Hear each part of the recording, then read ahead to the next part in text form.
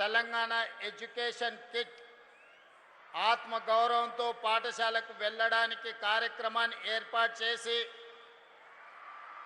అదేవిధంగా ఈనాడు యువత పట్ల డ్రగ్స్ మహమ్మారి యువత భవిష్యత్తును నాశనం చేస్తున్న సందర్భంలో మనందరికీ ఆదర్శంగా నిలబడడానికి వారి సుదీర్ఘమైన అనుభవాన్ని మనతో పంచుకొని తెలంగాణ రాష్ట్రాన్ని దేశంలోనే నెంబర్ 1గా నిలబెట్టడానికి విచ్చేసిన తెలంగాణ రాష్ట్ర గవర్నర్ శ్రీ శివప్రతాప్ శుక్లా గారికి స్వాగతం పలుకుతూ విద్యార్థులందరినీ నిలబడి గవర్నర్ గారికి పెద్ద ఎత్తున చప్పట్లతో స్వాగతం పలకాల్సిందిగా విజ్ఞప్తి చేస్తున్నా.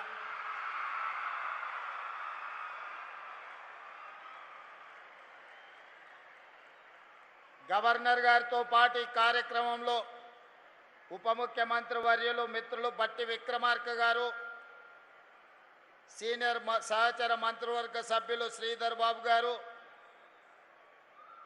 సహచర మంత్రివర్గ సభ్యులు పొన్నం ప్రభాకర్ గారు, అడ్లూరి లక్ష్మణ్ గారు, వాకిటి శ్రీహరి గారు, మహమ్మద్ అజరుద్దీన్ గారు, ప్రభుత్వ సలహాదారులు, పార్లమెంట్ సభ్యులు, శాసనమండలి సభ్యులు, శాసన సభ్యులు, వివిధ కార్పొరేషన్ల చైర్మన్లు, విద్యాశాఖకు సంబంధించిన అధికారులు, ప్రాణ సమానులైన తెలంగాణ నలుమూలల నుంచి విచ్చేసిన వేలాది మంది విద్యార్థులకు మనస్ఫూర్తిగా అభినందనలు, కృతజ్ఞతలు తెలియజేస్తున్నా.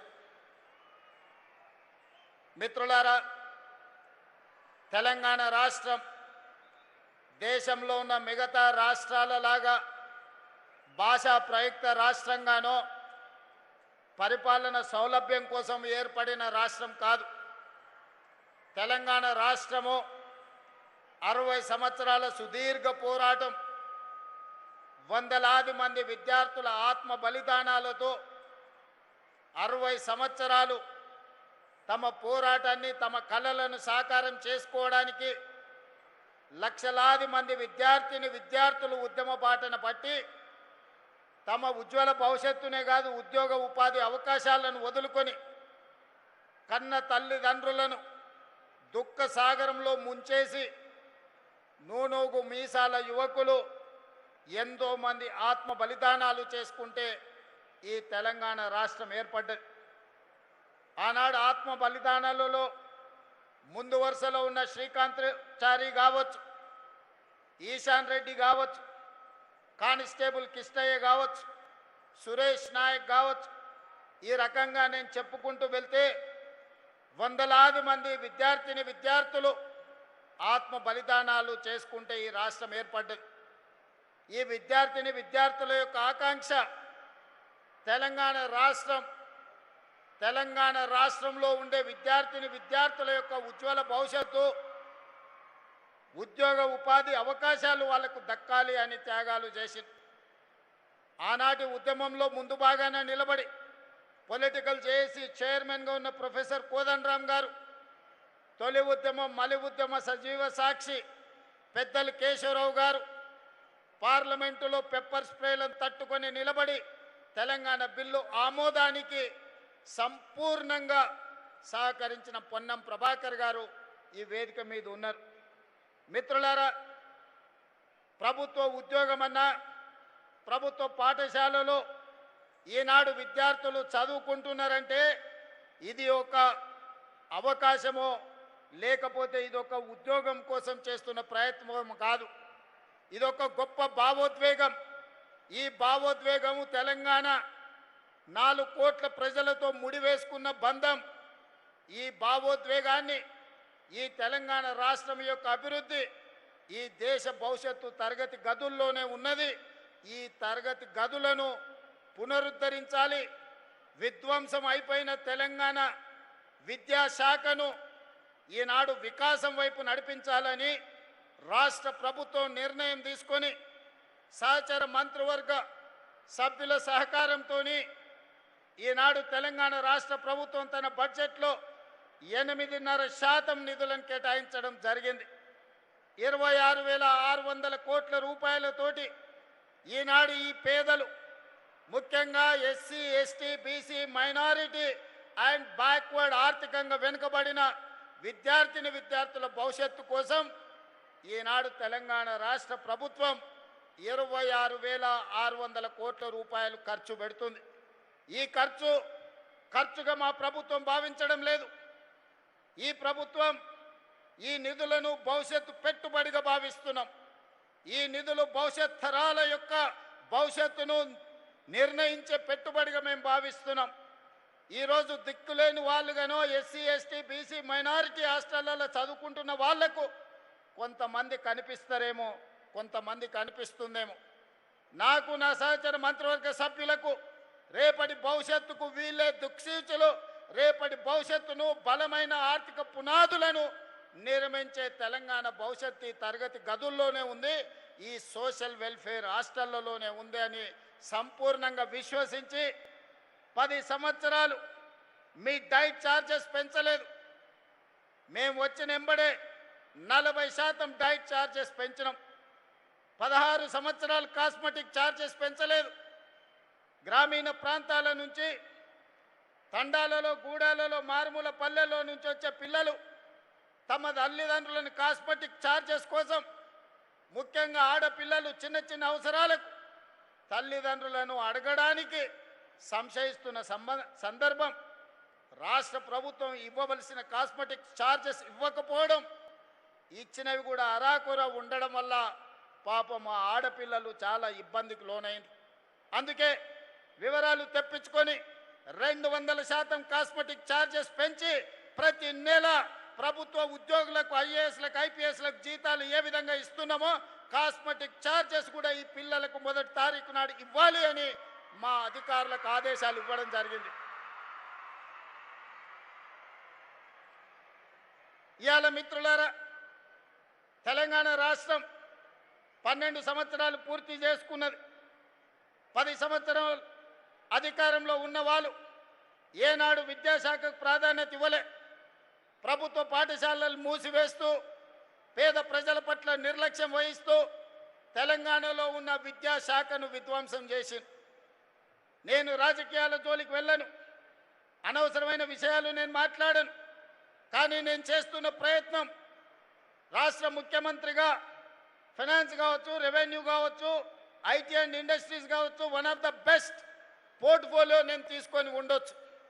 కానీ నేను ఈ దేశ భవిష్యత్తు గ్రామీణ ప్రాంతాలలో ఉన్నది, దేశ భవిష్యత్తు తరగతి గదుల్లో ఉంది. అందుకే విద్యాశాఖను నా దగ్గర పెట్టుకోవాలి, విద్యా ప్రక్షాళన చెయ్యాలి, ప్రతి పేదవాడి గుండె తట్టాలి, వాళ్లకు విద్యను అందించాలి అన్న లక్ష్యంతో విద్యాశాఖను నా దగ్గర పెట్టుకొని నిరంతరం పర్యవేక్షిస్తూ ఒక ప్రణాళికబద్ధంగా ముందుకు వెళ్ళే ప్రయత్నం చేస్తున్నాం. కొంతమంది గిట్టని వాళ్ళు విద్యాశాఖకు మంత్రే లేడు అంటారు. తెలంగాణ రాష్ట్ర ముఖ్యమంత్రి ఈనాడు విద్యాశాఖను మొదటి ప్రాధాన్యత కింద తీసుకొని ఈ తెలంగాణ రాష్ట్రంలో మేము ప్రయత్నం చేస్తున్నాం. మీరు చేసిన విధ్వంసం, 10 సంవత్సరాలు మీరు పాల్పడ్డ అరాచకం, 100 సంవత్సరాల నష్టం తెలంగాణ రాష్ట్రానికి జరిగింది. అందుకే ఈనాడు అన్ని రకాలుగా ఆలోచన చేసి ఈరోజు పేద పిల్లలు, నర్సరీ కానీ తల్లిదండ్రులు, శ్రీమంతులు, ధనవంతులు ఏ విధంగా నర్సరీ, కిండర్ గార్డెన్ లేకపోతే ఎల్కేజీ, యూకేజీకి వాళ్ళ పిల్లల్ని పంపించుకుంటుండ్రో, అత్యంత నిరుపేద ఉపాధి హామీ కూలికి వెళ్ళే తల్లిదండ్రులు కూడా తమ పిల్లల్ని నర్సరీ, ఎల్కేజీ, యూకేజీకి పంపించాలని, తెలుగుతో పాటు ఇంగ్లీషు నేర్పించాలని ఆ తల్లిదండ్రులు కలలు కంటున్నారు. కానీ మన ప్రభుత్వ విధానంలో ఈనాడు నర్సరీ, ఎల్కేజీ, యూకేజీ విధానం లేదు. ఇంగ్లీషు విద్యకు అంత ప్రాధాన్యత లేదు. అందుకే పేదవాళ్ళు ఎంత కష్టపడైనా, సర్వం అమ్ముకొనైనా, సంపాదించింది మొత్తం కేటాయించైనా తమ పిల్లల్ని ప్రైవేట్ స్కూళ్ళకు పంపించడానికి ప్రయత్నం చేస్తారు. వాళ్ళ ఆలోచన ఒక్కటే, మేము కూలీ నాలి చేసి బతికినాం, ఒక పూట తిన్నా తినకపోయినా ఉపవాసం వండుకొని మా పిల్లల్ని చదివించుకున్నాం. వాడు పెద్దయి ఒక డాక్టర్, ఒక లాయర్, ఒక ఇంజనీరు, ఒక ఐఏఎస్ ఐపీఎస్ అయితే మా భవిష్యత్తులు మారుతాయి. మా కళ్ళ ముందే మా పిల్లలు ప్రయోజకులవుతారు. డాక్టర్లు, లాయర్లు రాణించి పీజీలు, పిహెచ్డీలు చేసి తెలంగాణ పునర్నిర్మాణంలో భాగస్వాములు కావాలని వాళ్ళు కలలు కంటున్నారు. మరి అలా తల్లిదండ్రులు కలలు కంటున్నప్పుడు వాళ్ళ కలల్ని సాకారం చేయడానికి ఈ రాష్ట్ర ప్రభుత్వం ప్రయత్నం చేయాల్సిన అవసరం ఉందా లేదా ఒకసారి ఆలోచన చేయండి. అందుకే ఈనాడు ఎవరేమనుకున్నా సరే నర్సరీ నుంచి ఎల్కేజీ, యూకేజీతో పాటు 10th తర్వాత 11th and 12th, నర్సరీ నుంచి 12th వరకు ఒక ఎడ్యుకేషన్ సిస్టమ్ని డెవలప్ చేయాలని నేషనల్ ఎడ్యుకేషన్ పాలసీతో పాటు తెలంగాణ ఎడ్యుకేషన్ పాలసీని తయారు చేసుకొని ఈనాడు ప్రక్షాళన కార్యక్రమాన్ని మొదలు పెట్టుకున్నాం. మొదటిసారి ఈసారి నర్సరీ నుంచి మనము అడ్మిషన్లు ఇచ్చినాం. ఆ రూట్లో ఒక తెలంగాణ మోడల్ స్కూల్గా విద్యా కమిషన్ అపాయింట్ చేసి ఒక సీనియర్ ఐఏఎస్ రిటైర్డ్ ఆఫీసర్ని విద్యా కమిషన్ చైర్మన్ చేసినాం. వాళ్ళు ఇచ్చిన సూచనలతోని ఆ రూట్లలో మనము నర్సరీ నుంచి 12th వరకు స్కూలు ప్రారంభిస్తే ఇక్కడున్న చాలామందికి వేదిక మీద ఉన్న ఇండస్ట్రియలిస్టులకు కూడా తెలవాలి. ఒకప్పుడు ప్రభుత్వ పాఠశాలలో చేరాలి అంటే విద్యార్థులు వచ్చేవాళ్ళు కాదు. ఆ రూట్లలో 1814 మంది పిల్లలకు అడ్మిషన్లు ఇచ్చిన తర్వాత ఇంకా 1500 అప్లికేషన్స్ ఎక్స్ట్రా వచ్చినాయి. వాళ్ళు బయట నో అడ్మిషన్ అని బోర్డు పెట్టినరు. ఇది మా నిబద్ధతకు, మా పాఠశాల ఉపాధ్యాయుల యొక్క పనితనానికి గుర్తింపు. ప్రభుత్వ పాఠశాలల్లో నో అడ్మిషన్ అని పెట్టే రోజు వస్తుంది అని ఎవరు కలలో కూడా ఊహించకపోవచ్చు. కానీ అసాధ్యాన్ని సుసాధ్యం మా ఉపాధ్యాయులు చేసిండ్రు. ఈరోజు ఇబ్రహీంపట్నం ప్రాంతంలో ఆ రూట్ల స్కూల్ ఎవరైనా వెళ్ళి చూడొచ్చు. నేనే స్వయంగా వెళ్ళి ఆ విద్యార్థులతో బ్రేక్ఫాస్ట్ చేయడమే కాకుండా అందరిని వాళ్ళని కలిసి వచ్చిన. ఇవాళ ప్రతి తెలంగాణ నియోజకవర్గానికి ఒక తెలంగాణ పబ్లిక్ స్కూల్ అందించినాం. ఇదే కాదు, ఈనాటి ప్రభుత్వం కుల వ్యవస్థను నిర్మించాలని, కుల వ్యవస్థ నిర్మూలన ద్వారానే సమాజంలో అసమానతలను తొలగించాలని ఒకనాడు ఎస్సీలు వేరు, ఎస్టీలు వేరు, బీసీలు వేరు, మైనారిటీలు వేరు, అదర్ కాస్ట్లకి డిఫరెంట్ హాస్టల్స్ ఉంటే, రెసిడెన్షియల్ స్కూల్స్ ఉంటే ఈనాడు young India integrated residential schools SC, ST, BC, minority and others 2500 మంది స్టూడెంట్స్తోని 25 ఎకరాలలో ఒక కార్పొరేట్ లెవెల్ ఒక క్యాంపస్ నిర్మించి ఈనాడు విద్యను అందించడానికి ముందుకెళ్తున్నాం. నెక్స్ట్ అకాడమిక్ ఇయర్ మీరందరూ చూడబోతున్నారు 119 young India integrated residential schools దేశానికి రోల్ మోడల్గా తీర్చిదిద్దే బాధ్యత ఈ ప్రభుత్వం తీసుకున్నది. అదేవిధంగా క్రీడలు చూడడమే కానీ ఆడడం మనం మర్చిపోయినాం. ఒలింపిక్స్ వచ్చినప్పుడు మన దేశం ఎక్కడుందని ఎత్తుక్కుంటే పైనుంచి చూడాల్సిన పని లేదు. కింది నుంచి చూస్తే మొదటి స్థానమో రెండో స్థానంలో ఉంటుంది కింది నుంచి లెక్క పెడితే. నేను అడగదలుచుకున్న ఈనాడు ఇక్కడికి వచ్చిన విద్యార్థులను, వేదిక మీద ఉన్న మా కార్పొరేట్ మిత్రులను, 140 కోట్ల జనాభా ఉన్న భారతదేశం ఒలింపిక్స్లో ఒక గోల్డ్ మెడల్ తేలేకపోతుంది ఇన్ని దశాబ్దాలైనా. ఆ మధ్య నేను సౌత్ కొరియా పర్యటించిన, సౌత్ కొరియన్ స్పోర్ట్స్ యూనివర్సిటీకి వెళ్ళిన. 30 ఎకరాలలో ఉంది ఆ స్టేడియం. ఈ ఎల్బీ స్టేడియం కంటే కొంచెం పెద్దగా ఉంది వాళ్ళ university, south Korean sports university. ఒక అమ్మాయి వచ్చి నాకు స్వాగతం పలికింది బొకే ఇచ్చి. నేను ఆ అమ్మాయి ఆ స్కూల్ వచ్చిన స్టూడెంట్ ఏమో అనుకున్నా. తర్వాత నాకు ఇంట్రడ్యూస్ చేస్తే ఆ అమ్మాయి ఒలింపిక్స్లో 2 గోల్డ్ మెడల్స్ తీసుకొచ్చింది ఆర్చరీలో. ఆ దేశం 32 గోల్డ్ మెడల్స్ తెస్తే ఒక సౌత్ కొరియన్ స్పోర్ట్స్ యూనివర్సిటీ నుంచి 16 గోల్డ్ మెడల్స్ సాధించారు. ఆ దేశ జనాభా మన తెలంగాణ రాష్ట్రంలో ఉన్నంత ఉంటుంది. మరి ఈరోజు మా యువమిత్రులను నేను అడుగుతున్నా, మా ఎస్సీ, ఎస్టీ, బీసీ, మైనారిటీ విద్యార్థులను నేను అడుగుతున్నా, చిన్న దేశం 32 గోల్డ్ మెడల్స్ తెస్తే 140 కోట్ల జనాభా ఉన్న భారతదేశం ఇన్ని దశాబ్దాలైనా ఒక్క గోల్డ్ మెడల్ తేలేదంటే ఇది మన ఆత్మ గౌరవానికి సంబంధించిన విషయం కాదా? ఇది మన దేశ ప్రతిష్టకు సంబంధించిన అంశం కాదా? ఈనాడు ఆలోచన చెయ్యండి. ఆ గోల్డ్ మెడల్ సాధించాల్సిన బాధ్యత మన తెలంగాణ బిడ్డలకు లేదా, మనలో సమర్థత లేదా, మనం రాణించలేమా? ఎక్కడ లోపం ఉన్నది అంటే పాలకులలో లోపం ఉన్నది. పాలకులు సరైన దిశ నిర్దేశించకపోవడం వల్ల ఈనాడు గోల్డ్ మెడల్స్ సాధించలేకపోతున్నాం. అందుకే తెలంగాణ రాష్ట్ర ప్రభుత్వం స్పోర్ట్స్ పాలసీ తీసుకొచ్చి we have initiated young India sports university under public private partnership. ఈరోజు అంతర్జాతీయ స్థాయిలో ఉన్న క్రీడాకారులను మన బోర్డులో తీసుకున్నాం. రాబోయే 2 సంవత్సరాలలో యంగ్ ఇండియా స్పోర్ట్స్ యూనివర్సిటీ ఈ దేశానికి ఒక నమూనాగా మారి రాబోయే ఒలింపిక్స్లో గోల్డ్ మెడల్ని సాధించడానికి పునాదులు తెలంగాణ రాష్ట్రంలో వేయాలనేదే నా కళ. మీరందరూ అందులో భాగస్వాములు కావాలి. ఇక్కడికి వచ్చిన విద్యార్థులు ఆ స్ఫూర్తితోని తిరిగి మీ ప్రాంతాలకు వెళ్ళాలి. అందుకే మిత్రులారా, ఈనాడు ఏఐ అనే ఒక భూతం వచ్చింది. ఒకప్పుడు కంప్యూటర్ సైన్స్, ఒకప్పుడు ఇంజనీరింగ్ చదివితే, ఒకప్పుడు అమెరికాకు పోతే లక్షల రూపాయలు డాలర్లు సంపాదించే అవకాశం ఉండే. ఇవాళ అమెరికా లాంటి దేశంలో ఏఐ తుఫాన్తోని, ఆర్టిఫిషియల్ ఇంటెలిజెన్స్తోని వైట్ కాలర్ జాబులన్నీ పోయి కోట్లాది మంది నిరుద్యోగులు అవుతున్నారు. మరి ఏ రకంగా దీన్ని ఎదుర్కోవాలనో ఒకసారి ఆలోచన చేయండి. వైట్ కాలర్ జాబులు తీయగలుగుతుంది ఆర్టిఫిషియల్ ఇంటెలిజెన్స్, కానీ బ్లూ కాలర్ జాబులు తీయలేదు. బ్లూ కాలర్ జాబులు అంటే షర్టుకుండే బ్లూ కాలర్ కాదు, స్కిల్స్. అందుకే ఐటీఐలుగా నిరాదరణకు గురైన ఐటీఐలను ఈనాడు అడ్వాన్స్డ్ టెక్నాలజీ సెంటర్స్గా మార్చినాం. 119 ఇన్స్టిట్యూషన్స్ ఇచ్చినాం. ఏటీసీలో చేరితే 2000 రూపీస్ పర్ మంత్ స్టైఫండ్ ఇచ్చి పిల్లలకు చదువుకోవడానికి ప్రోత్సహిస్తున్నాం. ఈనాడు పాలిటెక్నిక్ కాలేజీలను అప్గ్రేడ్ చేసినాం. స్కిల్స్ యూనివర్సిటీ తీసుకొచ్చినాం, యంగ్ ఇండియా స్కిల్స్ యూనివర్సిటీ. ఈరోజు వృత్తి నైపుణ్యం, శిక్షణ నైపుణ్యం తీసుకుంటే, ఇంగ్లీష్ నేర్చుకుంటే యుఎస్ని వెళ్ళిన మనం. Silicon valley hour talent, hour language ఈరోజు నడిపిస్తున్నది. కానీ భవిష్యత్తులో ఇంగ్లీష్ ఒకటే సరిపోదు.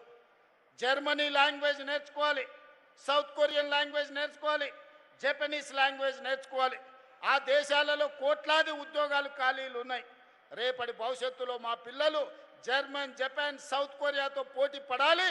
ఆ దేశాలలో ఉద్యోగ ఉపాధి అవకాశాలు సాధించాలి. ఈరోజు పెద్ద పెద్ద కంపెనీలకు మనం సీఈఓలు అంటున్నాం. వాటిని ప్రారంభించింది మనం కాదు, వాటి యజమానులు మనం కాదు. సత్య నాదెల్ల కావచ్చు, ప్రేమ్జీ వత్సవ్ కావచ్చు, సంతను నారాయణ్ కావచ్చు, ఎవరైనా వరల్డ్ బ్యాంక్ చైర్మన్ మన అజయ్ బంగా కావచ్చు. మనం యజమానులం కాదు, మనం కనిపెట్టిన వాళ్ళం కాదు. ఆ కంపెనీలకు సీఈఓలుగా పనిచేస్తున్నాం. ఇది సరిపోదు, మనమే కనిపెట్టాలి, మనమే యజమానులను కావాలి. యూనికార్న్స్ని తెలంగాణ నుంచి మనం ఇవ్వాలి. శ్రీధర్ బాబు గారు సంపూర్ణంగా మీ రీసెర్చ్ కోసం కోట్ల రూపాయలు ఫండింగ్ ఇవ్వడానికి గూగుల్ సంస్థతోని ఈనాడు ఒప్పందాలు చేసినాం. మీలో ఉన్న నైపుణ్యాన్ని వెలికి తీయాలి, మీ నైపుణ్యానికి పదును పట్టాలి, మిమ్మల్ని దేశంలోనే గొప్ప యువకులుగా తీర్చిదిద్దాలి అని ఈనాడు మన ప్రభుత్వం పనిచేస్తుంది. చివరగా మిత్రులారా, నేను వచ్చేటప్పుడు ఇప్పుడు మా అడ్లూరు లక్ష్మణ్ గారు సోషల్ వెల్ఫేర్లో చదువుకున్న పిల్లల్ని పరిచయం చేసిండు. ఒకడు ఐపీఎస్ అయిండు, ఒకడు ఐఏఎస్ అయిండు, ఒకడు ఐఎఫ్ఎస్ అయిండు. మా సోషల్ వెల్ఫేర్లో చదువుకున్న పిల్లలు గర్వంగా నేను గవర్నర్ గారికి పరిచయం చేసిన. నేను కన్న కళ అది. నా సోషల్ వెల్ఫేర్ స్కూల్లో చదువుకున్న పిల్లలు ఈ దేశ పునర్నిర్మాణంలో భాగస్వాములు కావాలి. ఐఏఎస్లు కావాలి, ఐపీఎస్లు కావాలి, ఐఎఫ్ఎస్లు కావాలి, డాక్టర్లు, లాయర్లు, ఇంజనీర్లే కాదు, సైంటిస్టులు కావాలి. దాంతోపాటు ఈ దేశాన్ని ఏలే నాయకులు కావాలి. వాళ్ళే ఈ దేశానికి అంబేద్కర్లు కావాలని నేను కలలుగా అంటున్నా. ఒకనాడు అంబేద్కర్ ఒక్కడొస్తే ప్రపంచానికే దిక్సూచిగా మారిండు. ఈరోజు తెలంగాణ రాష్ట్రం నుంచి నా దళిత బిడ్డలు, నా బలైన వర్గాల బిడ్డలు, నా గిరిజన బిడ్డల నుంచి 100 మంది అంబేద్కర్లు వస్తే ప్రపంచాన్ని మార్చగలిగిన శక్తి మీ దగ్గర ఉంది. మీరు చదవండి. మన తలరాతలు మారేది తరగతి గదుల్లోనే. ప్రభుత్వం ఇచ్చే సంక్షేమం కాదు, ప్రభుత్వం ఇచ్చే విద్య ఈ దేశానికి పునాదులు కావాలి. రేపటి భవిష్యత్తు తరగతి గదుల్లో ఉంది. మన తలరాతల్ని మార్చే భవిష్యత్తు తరగతి గదుల్లో ఉంది. చదవండి. మీరు మీకు కావాల్సిన అన్ని వసతులు ఇచ్చే బాధ్యతగా మీ రేవంత్ అన్న తీసుకుంటాడని చెప్పి మీ అందరికీ మాట ఇస్తున్నా. మీ సోదరుడు ముఖ్యమంత్రిగా ఉన్నాడు ఇవాళ తెలంగాణలో. మీరు ఏం కోరినా నిమిషాల మీద జరుగుతుంది. మీరు క్రీడలా, చదువుతారా, డాక్టర్లా, లాయర్లా, మీకు ఏం కావాలన్నా సంపూర్ణమైన మద్దతు ఇచ్చే బాధ్యత నాది. మీకు బ్రేక్ఫాస్ట్, లంచ్, ఈవినింగ్ స్నాక్సే కాదు, భవిష్యత్తులో రవాణా సౌకర్యాలను కూడా రాష్ట్ర ప్రభుత్వమే ఏర్పాటు చేస్తుందని నేను ఈ సందర్భంగా తెలియజేయదలుచుకున్నా. शुक्ला जी, बहुत आभारी हूँ, तहे दिल से आपको धन्यवाद कहना चाहता हूँ 4 करोड़ तेलंगाना जनता के तरफ से, क्योंकि इतना महत्वपूर्ण इस सम्मेलन में आप आए, हम मदद मिले, हमारे बच्चों को आशीर्वाद मिला। आप जो आशीर्वाद दिए, आप जो उम्मीद दिलवाए हमारे जाति को, हम हमेशा याद रखेंगे। हम लोग जो भारत सरकार ने विकसित भारत 2047 के लिए जो सोच रहा है, तेलंगाना राज्य सरकार ने भी तेलंगाना राइजिंग 2047 पॉलिसी डॉक्यूमेंट हम बनाए। 2034 $1 ट्रिलियन इकोनॉमी, 2047 $3 ट्रिलियन इकोनॉमी बनाने के लिए हम लोग कोशिश करेंगे। जो भारत सरकार मोदी जी ने $30 ट्रिलियन इकोनॉमी इस देश को बनाने के लिए जो कोशिश कर रहा है, हम भी कंधे जोड़कर भारत सरकार के साथ काम करने के लिए हम तय कर लिए। हम तेलंगाना राज्य सरकार ने इस देश में किसी से कम नहीं है। हमारे बच्चे आज कोने कोने से, तेलंगाना हर कोने कोने से आया, SC, ST, BC, माइनॉरिटी और बाकी के बच्चे भी यहाँ पर हाजिर हुए। आपके संदेश लेकर, आप जो आशीर्वाद दे रहे, हम लोग दिल से पूरा भर लेके गांव वापस जाएंगे।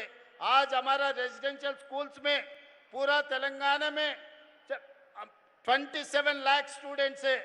ये 27 लाख स्टूडेंट्स के लिए आज हमारा किट, तेलंगाना स्कूल किट हम लोग आज मॉडल यहाँ पर रिलीज कर रहे हैं। आने वाले दिनों में हर बच्चे के लिए शू, ड्रेस, हर पढ़ाई लिखने के लिए किताब, सब कुछ तेलंगाना राज्य सरकार ने दे रहा है।